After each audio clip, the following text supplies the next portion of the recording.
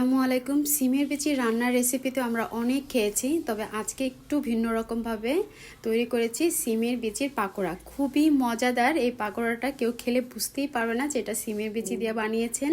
খুবই মজার এই রেসিপি। ভালো লাগলে প্লিজ রিকোয়েস্ট থাকলো আমার চ্যানেলটি সাবস্ক্রাইব করার। তো এর জন্য সিমের বিচি নিয়েছে। এখন কিন্তু অ্যাভেলেবেল বাজারে সিমের বিচি পাওয়া যায়। তো সারা রাত ভিজিয়ে রেখেছি। আর সিমের বিচির যে খোসাটা এটা ছাড়িয়ে নিতে হবে। একটু আঙুল দিয়ে চাপ দিলে দেখবেন যে এরকম বের হয়ে আসতেছে। তারপর খুব ভালো করে এটা আমি ধুয়ে নিব। আর চাইলে এটা ব্লেন্ডার পেস্ট করে নিতে পারেন, আবার শিলপাটাও নিতে পারেন। তো আমি ব্লেন্ডারে করে নিচ্ছি।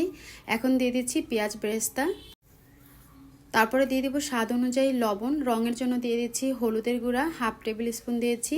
আর আমি এখানে 2 রকমের মরিচ ব্যবহার করেছি, মানে শুকনা মরিচ এবং কাঁচা মরিচ। তো আপনাদের পছন্দ অনুযায়ী ঝালটা এখানে ব্যবহার করে নিতে পারেন।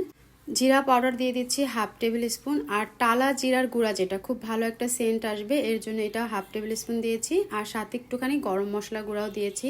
তারপর 3-4টার মতো কাঁচা মরিচ কুচি করে এটার ভিতরে দিয়েছি। আর আদা রসুন বাটা দিয়েছি 1 টেবিল স্পুন। তারপর এখানে আপনার চালের গুঁড়াটাও ব্যবহার করতে পারবেন। আর যদি বাসায় বেসন থাকে আমার মতো, তাহলে বেসনও দিয়ে নিতে পারবেন। আমার এই ছোট্ট বাটিটা 1.5 বাটির মতো বেসন লেগেছে। তারপর খুব ভালো করে এটা মিক্স করে নিয়েছি। বেসনটা দেওয়ার পরে যখন দেখবেন যে একটু আঠালো ভাব চলে আসছে, মানে পাকোড়ার মতো করে দেওয়া যায়, সেই পর্যায়ে বেসনটা স্টপ করে দিতে হবে। আর একটা পেঁয়াজ হাতে একটু ভালো করে ডলে তারপরে দিয়েছি। এখন সবগুলো উপাদান খুব ভালো করে মিক্স করে নিয়েছি। আর এটা যে এত মজার একটা পাকোড়া হয়, এটা মানে না বানিয়ে খেলে কেউ বুঝতেই পারবেন না। অবশ্যই বাসায় একবার হলেও ট্রাই করবেন। আর কেমন লেগেছে আমার কমেন্ট সেকশনে জানাবেন।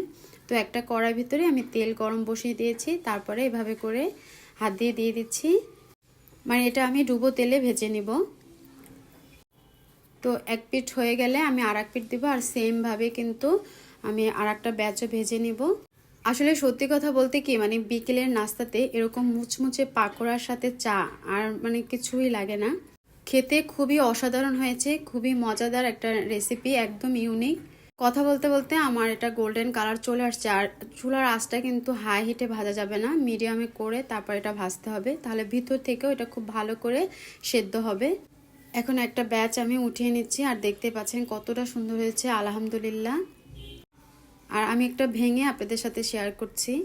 দেখুন কতটা সুন্দর হয়েছে। টমেটো কেচাপ দিয়ে তো অসাধারণ লাগছে এটা খেতে। তো ভালো লাগলে প্লিজ রিকোয়েস্ট থাকলেও আমার চ্যানেলটি সাবস্ক্রাইব করার। আর তা যে পর্যন্তই, আল্লাহ হাফেজ।